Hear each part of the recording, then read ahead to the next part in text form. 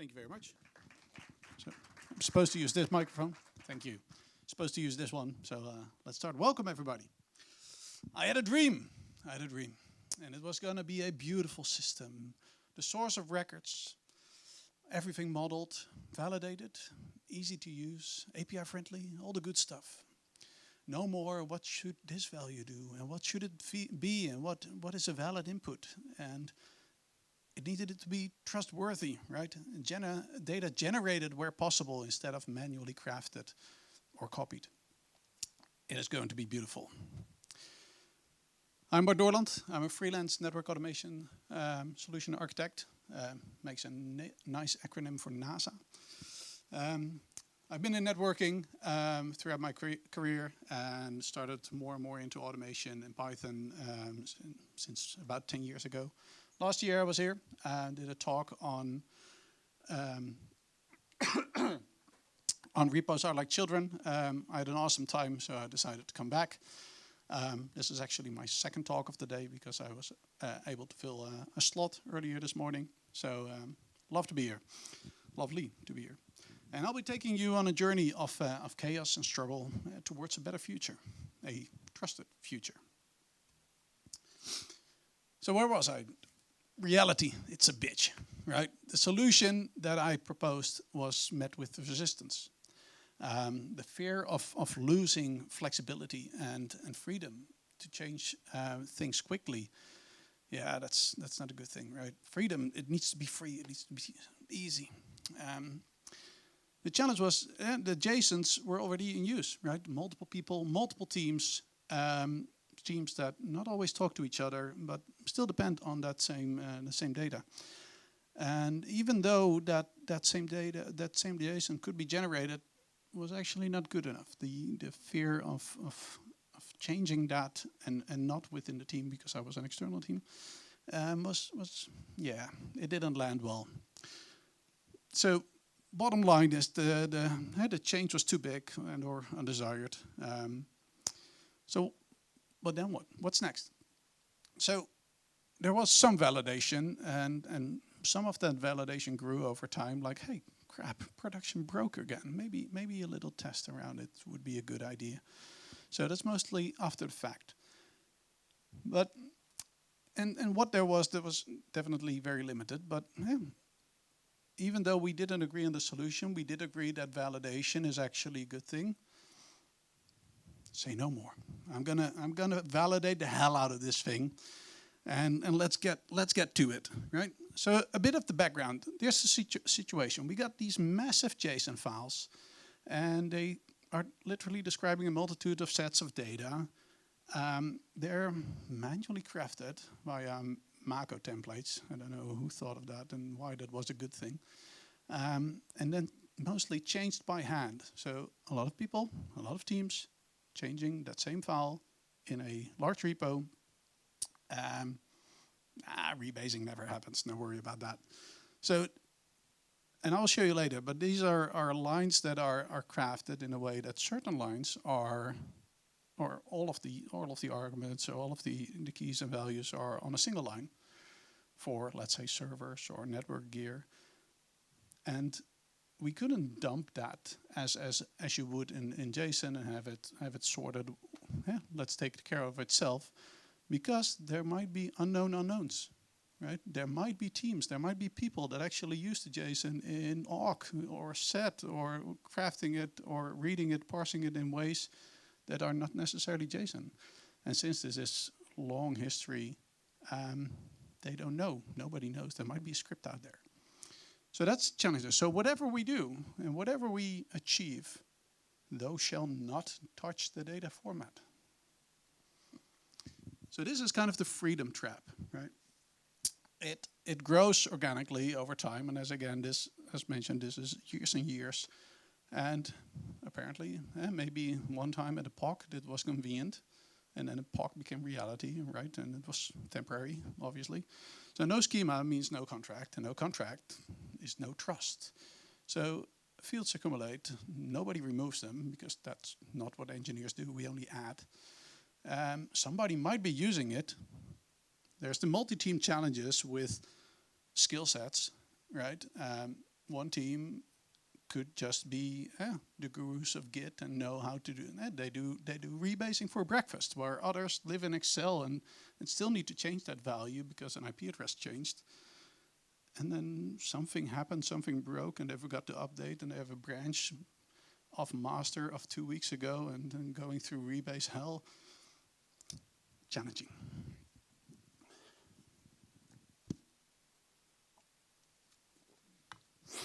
So a better future is what we're aiming for, a trusted future. And as mentioned, we're going to work within the constraints of the situation.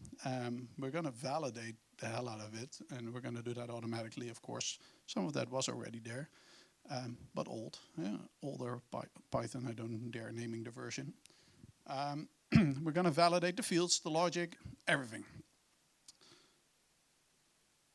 It should not impact what we have, but Pydantic and pytest are going to be our bodies, as always, not only in this journey. So this is a very small, tiny snippet of freedom data. Right, as mentioned, as seen by people that know Json, if you dump it from Python, that would be sorted differently. But certain things, like the network equipment, things are on one line. Certain things, certain keys, certain dicts have more elements than others. So that will mean more models, more things to consider, more things to work with. There are challenging things in there, integers as strings, booleans as texts. Let's see how we can deal with it. Those not familiar with Pydantic, this is what it says on the website. I have came across it years and years ago when I was doing something in Fast API. I came to know about it, and in this case, I'm using it again as a form of input validation, or in this case, validation of the entire JSON, which is apparently very good at it. Normally, we would have typed. These days we put typing in our Python stuff, but it's only for the human or the or within your editor to notify you that you did something wrong. This works at runtime, so it will definitely kill your pipeline or application the moment something is not right. So let's start simple. Little example, right? There's a bit of wishful thinking here of my age, but that's it, right? We got a little bit of JSON, then we got a little bit of the model. You see the same keys, and we define the types, right? No rocket science yet. If we go a little deeper, we have a little bit larger model. There's a host name that's a string. Some might say, hey, maybe you should regex that and conform, because people make typos, and a host name should have a certain format, a certain layout, right? Essentially, everything you have can be validated. A special attention to the ports, right? There's what's called in Pydantic as a smart union. These are two layouts. I've not defined the classes here, but they can be a little bit different, and it will try one after the other. If it matches one of them, everything happy. If it matches none, it will break, right? So pretty good. Then for keys and parameters, or the type ID in this specific case, there's this alias that we're going to use, because certain things in the JSON can be with a hyphen, right? But you cannot define it like that. So there's ways around that and deal with that. And the last one is an optional none. I'm sure you've seen that before. So just a little shout out to these kind of things. Pydantic has a whole bunch of useful features. These are some of them that I've used. But if you think, hey, I got something that probably somebody has, they will have something for it. So make sure to look at the extra types. They're quite useful. So let's start building the model. Left side, we got a bit of JSON. And on right side, you got two models that are mapping to that. Right? We got a literal, which could be peering or transit. So that all matches. I guess I didn't lose anybody with this example yet, right? So down the rabbit hole we go. So a bit more code. what we see here is that we can go a little bit deeper. So we got a what's called an after validator in use, where I have defined a port name as a string, but I don't only want to match on a string, right? Again, people make typos. It's guaranteed. So we have a bunch of regex around it to make sure that it has a specific format. And it can do so. So the first validation is the string, yes. Then we're going to use the after validator to make sure it's exactly how we want it to be. And then within the model at the bottom side, you got a model validator where you can do additional things. So these two server types that I've defined are both optional. But I always need one, right? So this little piece of code can actually validate that I should have one, not two, not zero, but always one.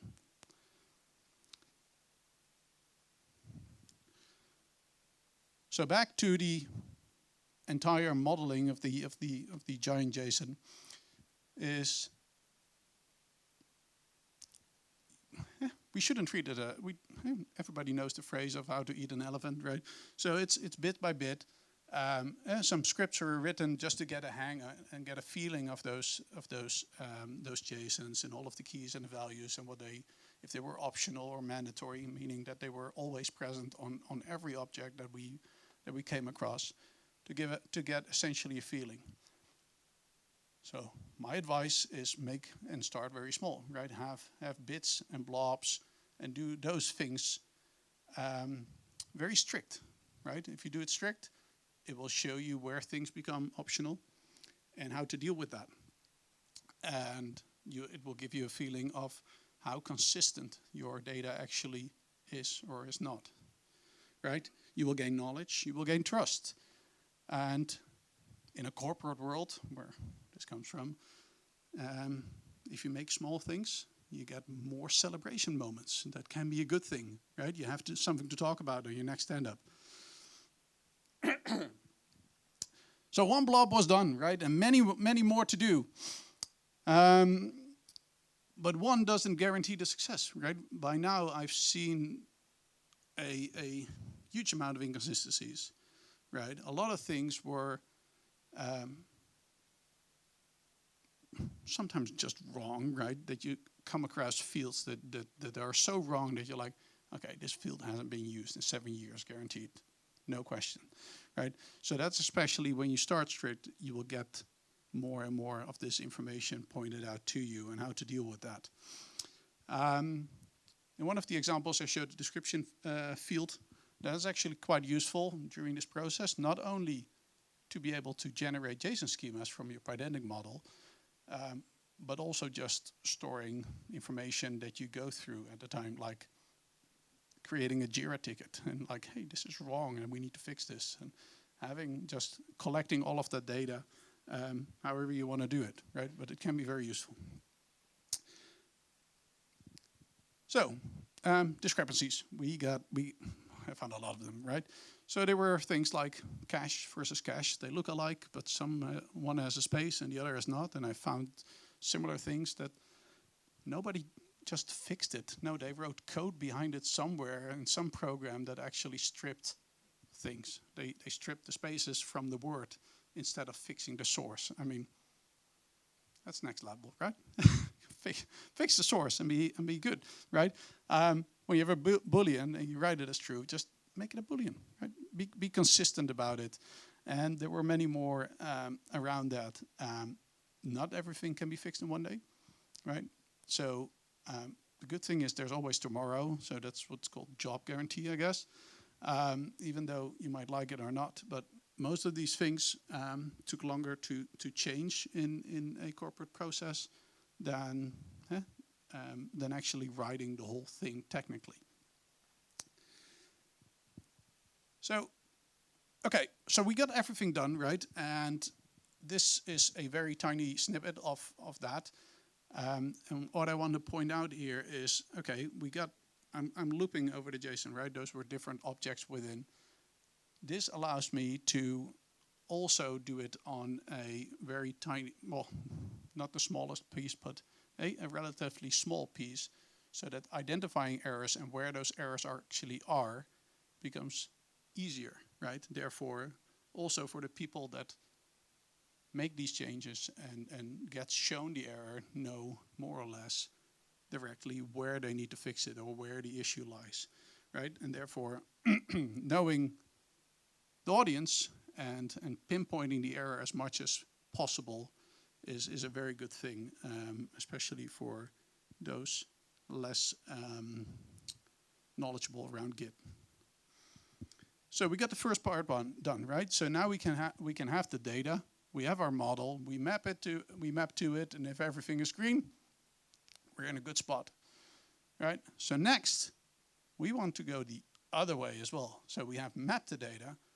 Now we want to dump it again and diff it, right? So that will allow us to see if we capture all the fields. So that was what we see here. So we have the model JSON equals m.model_dump_JSON. So that will actually dump it back to it, and then we can use a library like deepdiff to compare those two, right? Again, doing that on a subsection of the whole thing makes it easier to figure out which parts are wrong potentially, right? You see two things in that specific call. That's the exclude unset and the by alias. Right? Remember the alias that I had with the hyphen instead of the underscore? That will make sure that when we dump it, it again uses the correct field name, right? So that's a gotcha. And the exclude unset, so every optional that we had defined, we have a default of none, but we don't want to export that necessarily, right? Because else we have a huge diff again.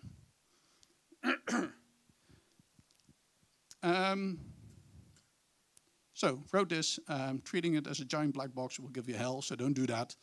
Make it easy, make it small, make the errors consumable and specific.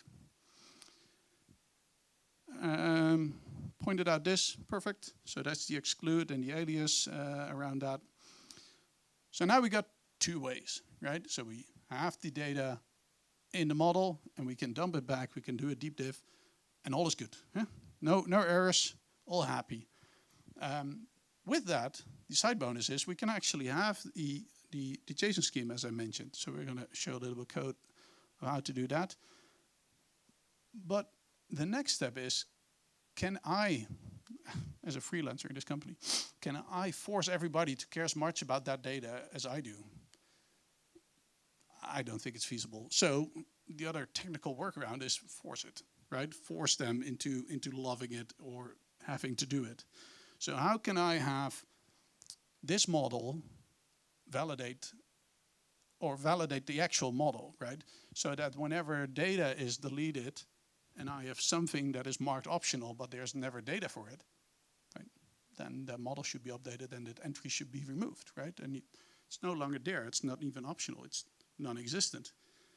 But also, if it's optional and it should be mandatory, right? Nobody's going to verify that by hand. So let's force that. So this is a side bonus, right? Just by having that, you can generate the model JSON schema. You have to do some tweak in your VS Code and in your settings, and you're good to go. And then the people can just, whenever they modify the thing by hand, be informed when they change values and if it's actually a correct value. So that's failing fast before they hitting the CI. And be informed more quickly. So the model hygiene is about validating your model, what I wrote, right? I was very positive that if I wouldn't touch this anymore, and I would leave it be at the company and not have this, that over time, that would become just another challenge, right? And somebody else's challenge in the future.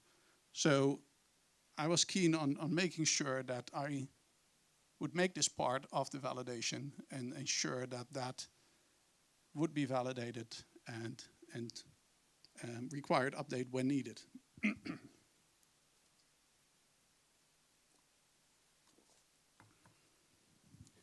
So as written, right, the data tells a story, right? Make sure it's not fiction. So having checks around, hey, is something optional but actually obsolete, or should it become mandatory and treated as such? That's what such a test is for, right?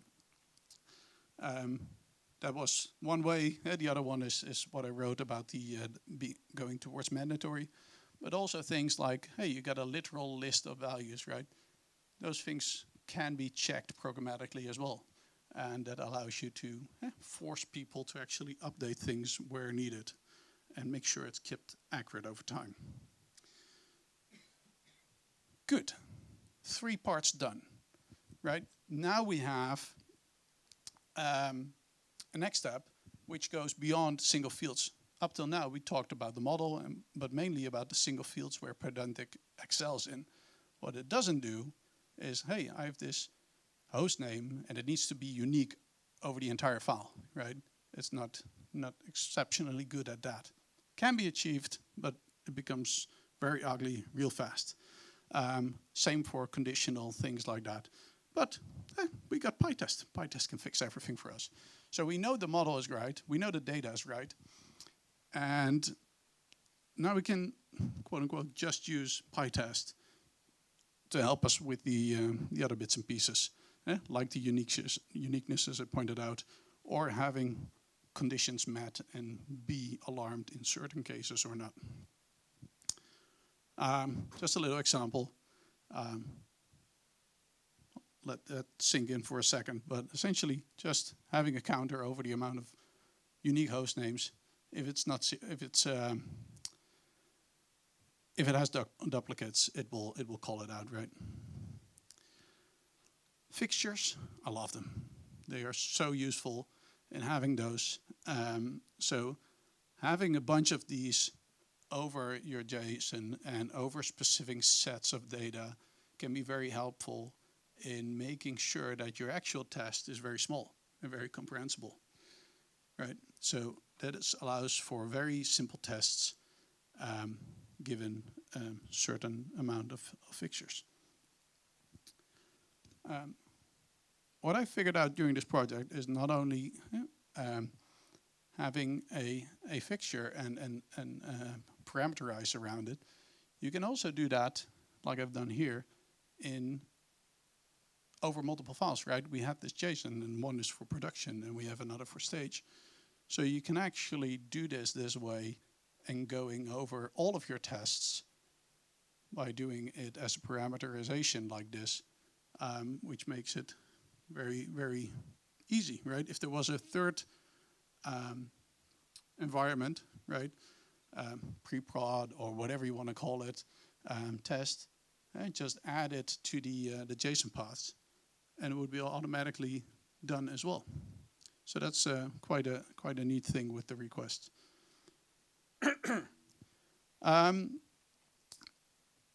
Fixtures, I mentioned those, small and simple tests as an end result. Parameterize is awesome. All 4 done, right? 5th, human part is don't forget to educate your teams, right? Show them, tell them, hey, if you do this, then you get this kind of error. This is how you test it locally, right? Make it as easy for them as possible to work with it. And always challenges. There's always challenges. So the 10-year-old data problem, as I pointed out, there are certain things that could never have worked, right? There was so much distributed or different data that it was impossible that field could be used.